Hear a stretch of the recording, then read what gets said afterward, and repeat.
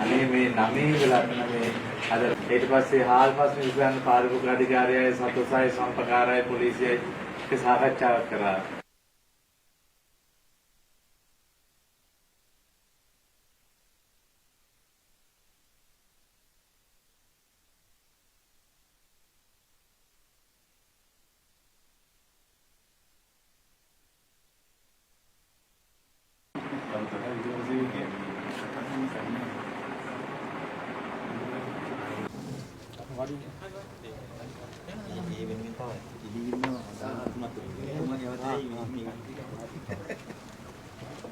ඒ කියන්නේ මුල ඉඳලම පූජා ස්ථානයේම වංචාවක් වෙලා නේ.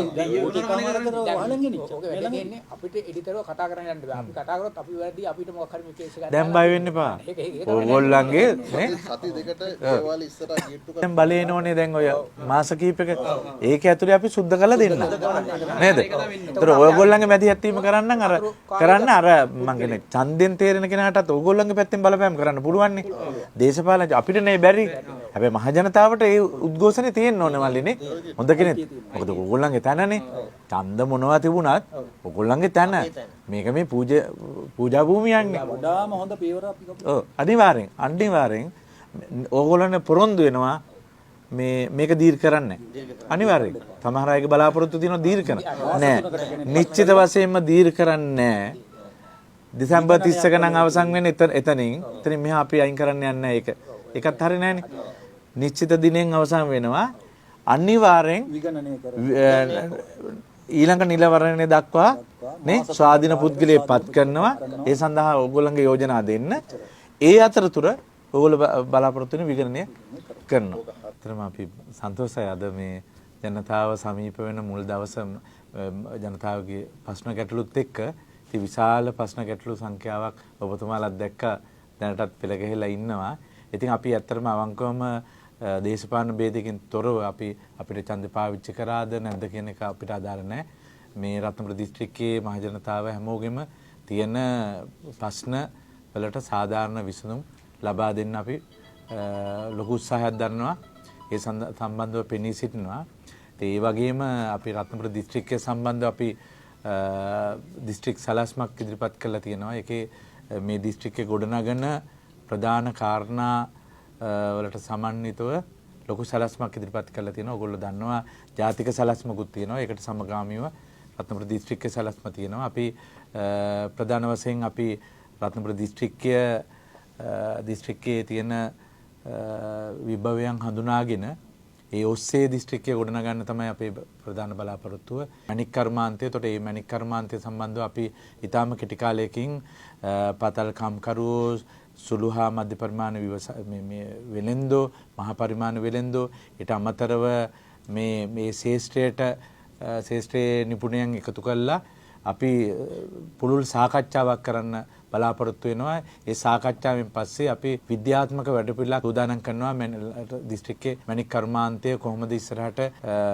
නංවාලන්නේ සහ මැණික් පතල් ක්‍රියාකාරීත්වය. මොකද ඔයගොල්ලෝ දන්නවා මේ පතල් සම්බන්ධව ගත්තොත් බරපතල කාරණා ගොඩක් තියෙනවා.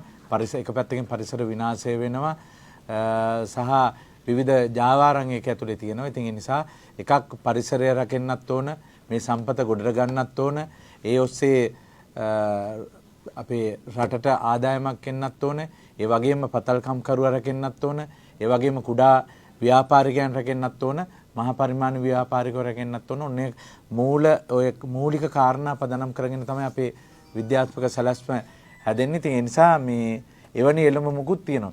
ඊට අමතරව අපි මේ දිස්ත්‍රික්කයේ සංචාරක ආකර්ෂණීය සහිත ප්‍රදේශ විශාල සංඛ්‍යාවක් තියෙනවා. අපි ප්‍රධාන වශයෙන් මේ දිස්ත්‍රික්කයේ සංචාරක කලාප හතරක් ඔස්සේ සංචාරක කර්මාන්තය දියුණු කරන්න තමයි අපේ අපේක්ෂාව.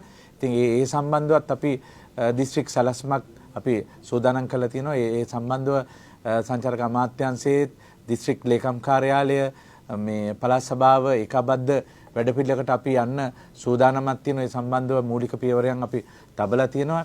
ඒ විතරක් නෙමෙයි ඊළඟට අපේ රටේ මේ දිස්ත්‍රික්කයේ තියෙන වෙනත් මැණික් වලට අමතරව වෙනත් ඛනිජ සම්පත් වෙන්න පුළුවන්. ඒ විතරකුත් නෙමෙයි අපි මේ වගාවන් ගත්තොත් ගම්බිරිස්, කුරුඳු, තේ, රබර් ඒ ආශ්‍රිත නිෂ්පාදන වලට යම් නිෂ්පාදන වල ගැටලුවක් තියෙනවා වගේම මිලේ ගැටලුවක් තියෙනවා. අපි වේගෙන් ඒ අදාළ අමාත්‍යාංශය අදාළ කණ්ඩායම් එක්ක සාකච්ඡා කරලා ඒ කර්මාන්ත විදිය, ඒ කියන්නේ ඒ ව්‍යාපාර කර්මාන්ත විදියට නගා සිටවීම සඳහා අපි දීර්ඝකාලීන සැලැස්මකට යන්න අදහසක් තියෙනවා. ඒ විතරක් නෙමෙයි රත්නපුර ඔයගොල්ලෝ දන්නවා කුඩා වර්ෂාවකදී ගංගවතුරකදී පවා දිස්ත්‍රික්කයේ ප්‍රධාන නගරය යට වෙනවා. අපි ඒ සම්බන්ධව දීර්ඝකාලීන වැඩපිළිවෙලකට යන්න අපි ඒ සම්බන්ධ විද්වත්තුන් සහ ඒ සම්බන්ධ අත්දැකීම් තියෙන අය ලබන සතිය වගේ ඇතුළත එකතු කරගෙන අපි බලාපොරොත්තු වෙනවා දීර්ඝකාලීන උත්තරයක්.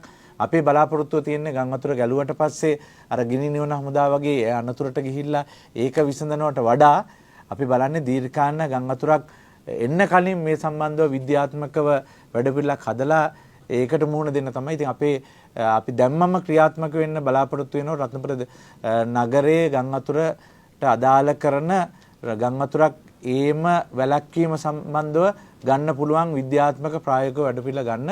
ඒ සම්බන්ධව දැනුම තියෙන අයත් එක්ක සාකච්ඡා කරමින් ඉන්නවා. අපි ඊටාම කෙටි කාලයක් ඇතුළත ඒ සම්බන්ධව විද්‍යාත්මක වැඩපිළිවෙලක් හදනවා. මම හිතන්නේ එතකොට රත්නපුර නගරයට විතරක් නෙමෙයි ආශ්‍රිත කළුගඟ ආශ්‍රිත මම දන්නවා කළුතර දිස්ත්‍රික්කෙත් නේ මේක ලොකු ආපදාවකට ලක් වෙනවා. ඉතින් ඒකටත් උත්තරයක් ලැබෙයි අපි මේ දිස්ත්‍රික්කේ ගන්න ඒ සම්බන්ධව ගන්න විද්‍යාත්මක එළඹුමින්. ඒ නිසා අපි ලොකු වැඩපිළිවෙලක් සංවර්ධන සැලැස්මක් තියෙනවා. ඉතින් අපි බලාපොරොත්තු වෙනවා රත්නපුර දිස්ත්‍රික්කයේ සියලුම සිංහල දෙමළ මුස්ලිම් අපේ ආදරණීය ජනතාව අපිත් එක්ක ඉන්නවා. ඒගොල්ලෝ අපිත් එක්ක අපි ගැන විශ්වාසයක් තබලා තියෙනවා. ඒ නිසාම තමයි අපිට ඡන්දේ පාවිච්චි කරේ.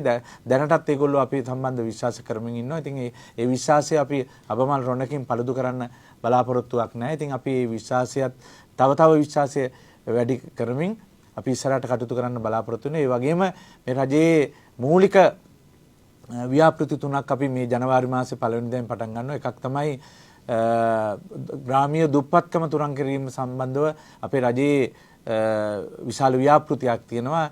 එතකොට මේ ග්‍රාමීය දුප්පත්කම තුරන් කිරීමට අදාළ කරන වැඩසටහනක් අපි ජනවාරි පළවෙනි දින ඉඳලා ආරම්භ කරන මුළු රටේමත් ඒකට සමගාමීව රත්නපුර දිස්ත්‍රික්කෙත් අපි ආරම්භ කරනවා.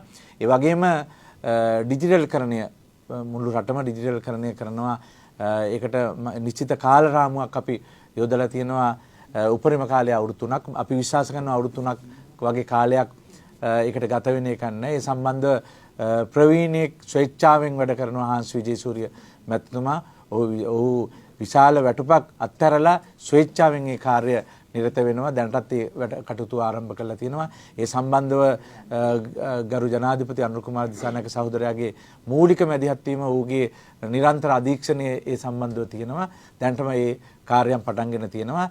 එතකොට මුළු රටම ඩිජිටල්කරණය කරනවා උපරිම වසර 3ක් ඇතුළත.